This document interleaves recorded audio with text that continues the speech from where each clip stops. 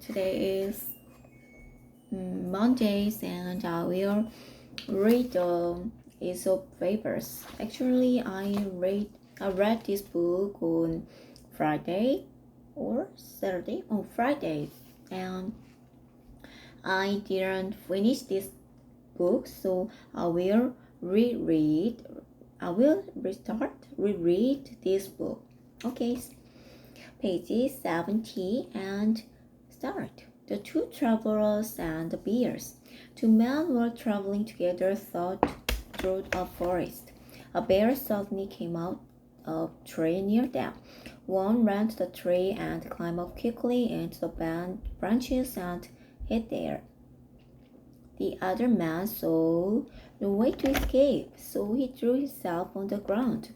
The bear came up to him and put its mouth to his ear and smelled him.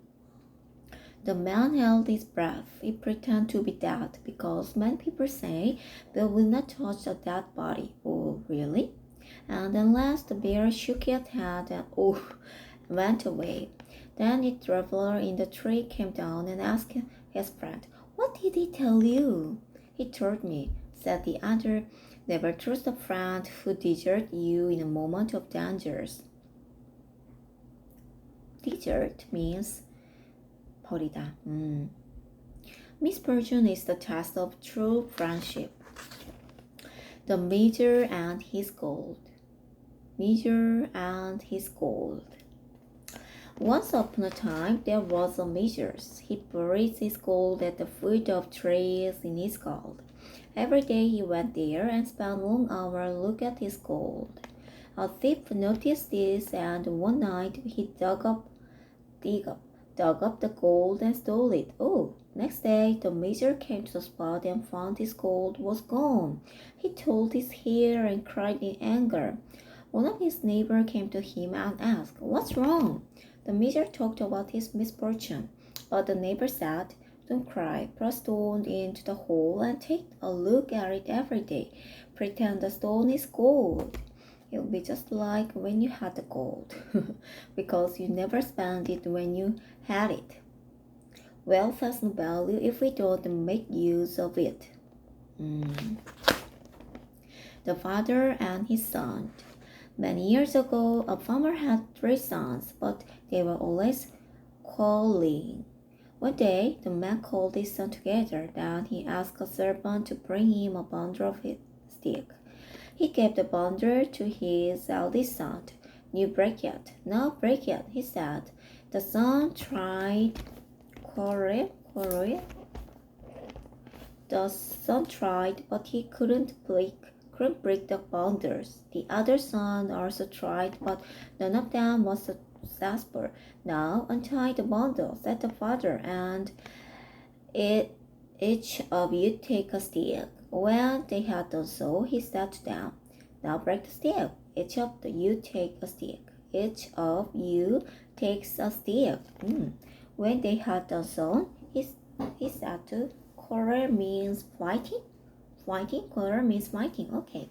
When they had done so, he said to them, "Now break the stick." They easily broke its stick. "Now you see," said the father, "if you stand together like a bundle of sticks, you will be strong. But if you are divided, you will be as weak as a single stick in the bundles. In unity is strength. Unity.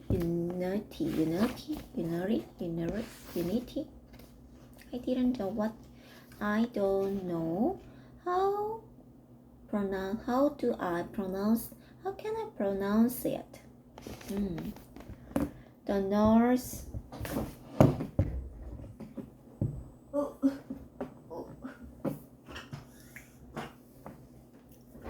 The north wind and the sun. North wind and the sun. Once upon a time, the north wind and the sun were arguing. They could not decide who was more powerful. Far below, a traveler in a coat passed along the road. "We sure have a contest," said the sun. "Let's see who can make the traveler take off his coat." "You try first." "Okay, very well," said the north wind. The sun hid behind the cloud. The north wind that once blew a powerful cold wind against the traveler. The man immediately wrapped the coat closely around him. The harder the wind blew, the tighter the traveler held his coat. Then the sun came up from behind the cloud. It began to shine.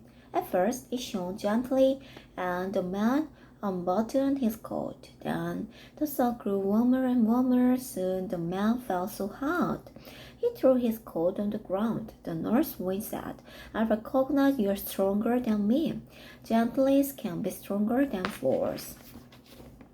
The oak and the reeds. The giant oak stood near a stream. Some slender reed grew there. Slender reed grew there. Slender.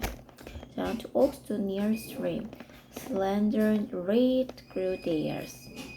Slender means giant or slender, slim. When the wind blew, the great oak stood proudly firm. 엄마?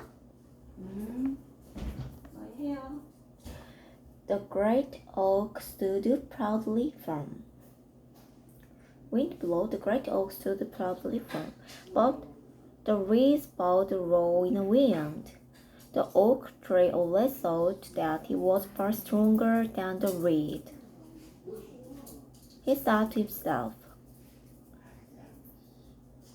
I stand upright in a storm.